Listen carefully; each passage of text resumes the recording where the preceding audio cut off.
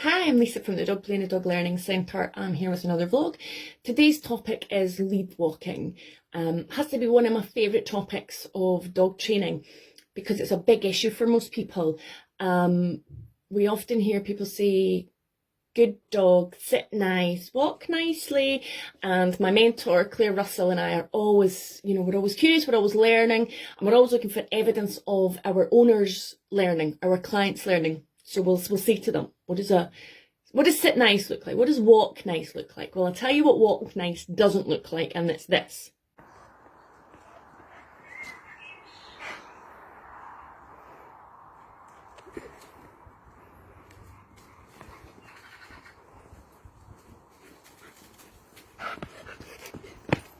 So nobody really tells you, I think, when you get a puppy or a dog, it's so important to instill, let's just call it good walking manners, okay?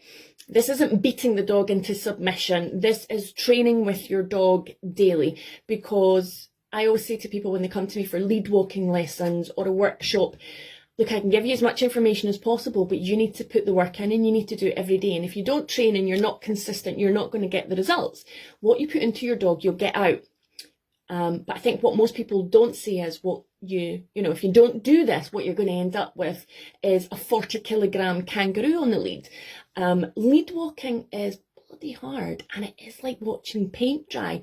But if you've chosen to share your life with the dog, it's so worthwhile teaching them. The younger, the better, the smaller, the better. Because for me, I've been a Great Dane owner for 12 years, and those beggars pulling on a lead, I mean, it's not fun. I have a Bordeaux. She is a tiny Bordeaux. She is a full breed, but she's absolutely the runt of the litter.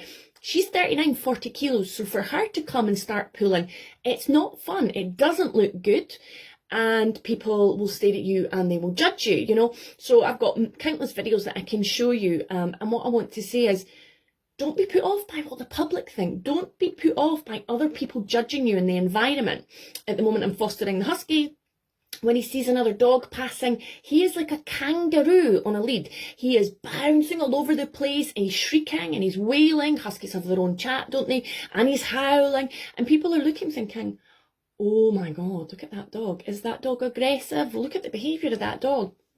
I don't care. I focus my attention on the dog. They can think what they want, and if I feel the need to, I will chat to people and say, oh, he's a foster boy. But what other people think, it doesn't really matter. I focus my attention on the dog that I've got and I say, it's okay. You're all right. And just give him a minute to calm down. He cannot cope with what's going on in the environment because for his individual case, he wasn't walked, and quite clearly you can tell he's not been socialised properly. So whilst he's an adolescent dog and he's got all the hormones going through his system, much like a child, he can't control his emotions. So it doesn't make him a bad dog. And I'm not going to be put off by what other people think in the environment. They're going to go on about their lives. Let them. Absolutely let them. When your dog is shrieking and wailing on the end of a lead and bouncing about, it's not just about lead manners. It is about socialisation and other things. But take the time to console your dog. Take the time to see to your dog's needs. What they're usually asking for is space. So I always say, withdraw, step back, go back the way you came, go into the side, cross the road, get away from whatever it is causing your dog to react like that. Your dog is not reacting like that because they're a bad dog. They're reacting like that because they cannot cope. So if you didn't like spiders and I put you in a room and I started filling the room up with spiders, your reaction would become erratic, you would be irrational, and that would be fine. So it's the same for dogs. So what I want to say to you is, forget what other people think about in the environment and focus on your dog in hand. If they're behaving like that, give them space. Don't be worried by that. But one important thing to do is to focus on lead walking. Now, I am qualified. I have an HND and an HNC in animal care. I am accredited by the International Association of Animal Behaviour Consultants. So that's something I had to sit an exam or a test paper for. I'm part of a mentor group. My mentor is Claire Russell from Glasgow. So I'm always learning and qualified and equipped and experienced to do what I'm doing. But I cannot train my husky, the foster husky, I cannot train him to walk on a lead whilst I'm out in the environment walking on a lead with him. And that is because we're asking too much of him in that environment. He can't cope. When dogs are under stress, it's like their brain switches and they cannot learn new behaviours. So, you know, the dog training is a massive topic and really, really involved, but a dog under stress cannot learn. So I cannot take him into the environment where he is hyper and like a bouncing kangaroo on a lead and train him. Doesn't work. There's far too much going on. So I have to focus all my training in the garden. So when I go out, I've shared a video already, and I have countless others to share, and I'm not embarrassed to share them. He can't learn. That doesn't mean I'm a bad person or a bad owner or a bad foster parent. It doesn't mean I'm a bad trainer. We need to be realistic and forget about what other people think. We can only train with the husky in the garden when he's not got all the environmental stimulation going on, because otherwise the brain's switched and he just can't take it in. So what I want to say to you is, if you are getting a puppy during lockdown, because lots of people are, please, please, please understand that you must focus on connected lead walking. And by connected lead walking, as I said before, it's often advertised as loose lead walking. It is massively important, especially if you have a bigger dog, because it's not a good look being dragged along the street by a big dog. Think about what your small dog, think about them pulling you on the lead, and then think about your dog being grown. So as I've said, Bordeaux, Great Danes, Huskies, these are big breeds. If you can train them properly and ethically to walk on a lead when they're young, you're not going to have all these issues when they're older. Similarly, if you have taken an older dog on and they've not been taught, then put the time in.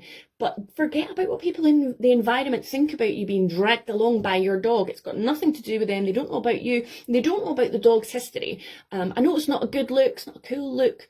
But these things can be worked on, but don't take the pressure and stress that comes with the judgment of society when you're out and your dog's shrieking on a lead and barking. They just don't know. You have to let it go.